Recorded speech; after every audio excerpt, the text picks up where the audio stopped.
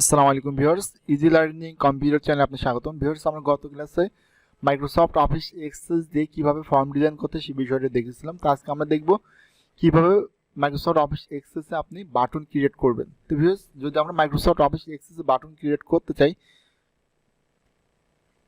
তাহলে আমরা এখান থেকে আসবো, কোথায় ভিউতে আসবো, ভিউ থেকে ডিজাইন ভিউতে আসলাম। ভিউয়ার্স, দেখতে পাচ্ছেন আমরা কিন্তু কোথায় আছি, ডিজাইন ভিউতে আছি। তো এখানে হচ্ছে আমরা কি করব, বাটনগুলো ক্রিয়েট করবো। তো এখন বাটনগুলো কি, যে আমরা ওইখানে যখন লিখবো, লেখাবো save button, add button, pin button, এগুলো আমরা অ্যাড করবো। তো এই জন্য যেটা করবো, আমরা এখান থেকে দেখেন এখানে লেখা আছে বাটন, এই বাটনের উপর ক্লিক করবো। এটা কোথায় আছে, ডিজাইন মেনু পরে আছে। আসার পরে এখানে মাউস লেফটে ধরে আমরা ইচ্ছে মতো একটা বাটন বানাই দেবো। এখানে ক্লিক করার পরে আপনাদের এখানে চলে আসবে। তো আমরা রেকর্ড অপারেশন থেকে যাবো কোথায়, সেভ রেকর্ড। প্রথমত আমরা সেভ বাটন দিব, নেক্সট। এটা আমার কাছে টেক্সট টাকা থাকবে, এরপরে জাস্ট ফিনিশ করে দেবো। তো ভিউয়ার্স, আমাদের এখানে একটা বাটন চলে আসছে। এরপর আমরা দ্বিতীয় আরও একটা বাটন নিব।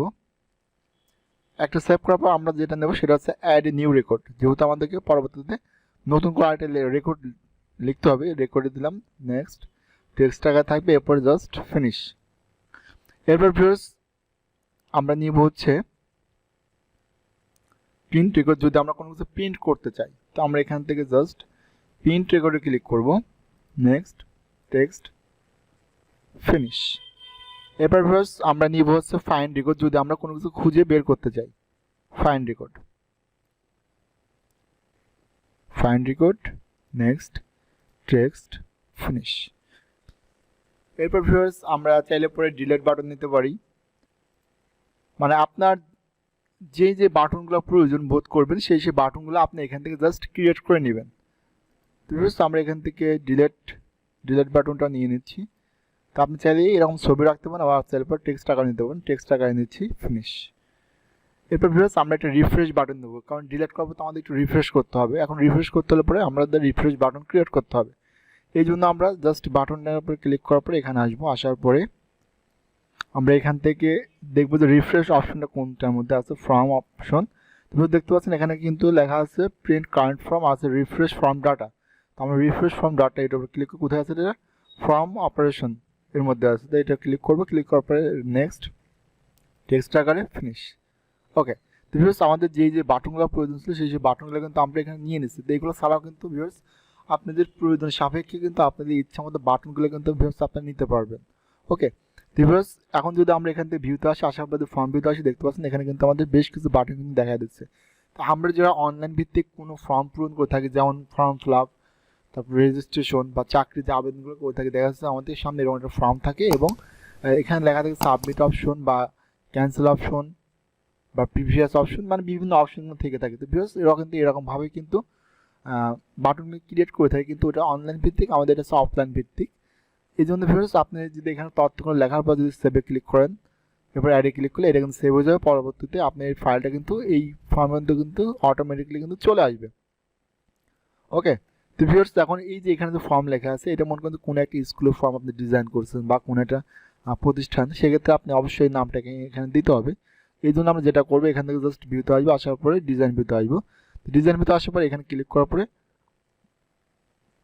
আমরা এটা একটু বড় করে দিয়ে দিলাম। এরপর এখানে এটা কেটে দিয়ে আমরা আমাদের একটা ফর্মের নাম, সাপোজ আমরা একটা এখানে একটা নাম দিয়ে দিচ্ছি।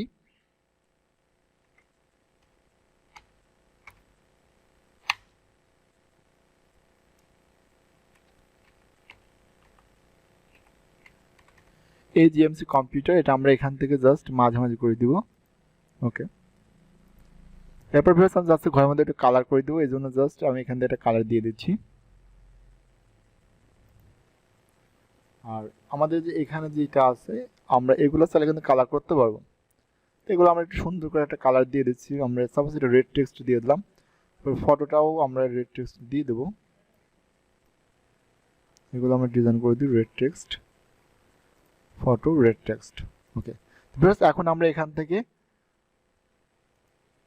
ফর্ম ভিউতে দেখি কেমন দেখাচ্ছে। তো ভিউয়ার্স, দেখতে পাচ্ছেন এখানে কিন্তু আমাদের মোটামুটি কিন্তু একটা সুন্দর একটা ডিজাইন কিন্তু ভিউয়ার্স হয়ে গেছে। ওকে। তো এখন আমি জাস্ট এখানে হচ্ছে আপনাকে একটু দেখাবো কিভাবে আপনি যদি আবার পরবর্তী এডিট করতেন, কিভাবে আপনি এটা এডিট করবেন। ওকে। যদি এখানে কোনো কিছু যদি আপনি এডিট করতে চান, কাটতে চান বা ঘরগুলো ছোটো বড়ো করতে চান, তাহলে পর আপনি আবার এখান দিয়ে ভিতরে আসবেন। আসার পরে ডিজাইন ভিতরে আসলে খুব ইজিলি ভাবে কিন্তু ভিউয়ার্স আপনি এটা কিন্তু করতে পারবেন।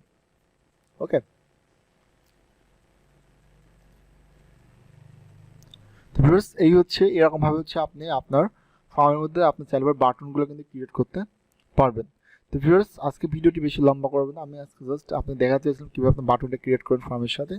তো আশা করি যে বিষয়টা আপনারা বুঝছেন এবং বাটনগুলো আপনি ক্রিয়েট করতে পারবেন খুব ইজিলি ভাবে। তো ভিউয়ার্স যদি ভিডিওটা আপনার ভালো লেগে থাকে তাহলে অবশ্যই চ্যানেলটি সাবস্ক্রাইব করবেন আর অবশ্যই একটি লাইক করবেন। পরবর্তীতে আমি দেখাবো কীভাবে আপনি এই ফর্মের সাথে ডাটা এন্ট্রি করবেন। তো ভিউয়ার্স অবশ্যই ভিডিওগুলো দেখবেন আর কেউ ভিডিওটি মিস করবেন না। সবাই ভালো থাকবেন, সুস্থ থাকবেন।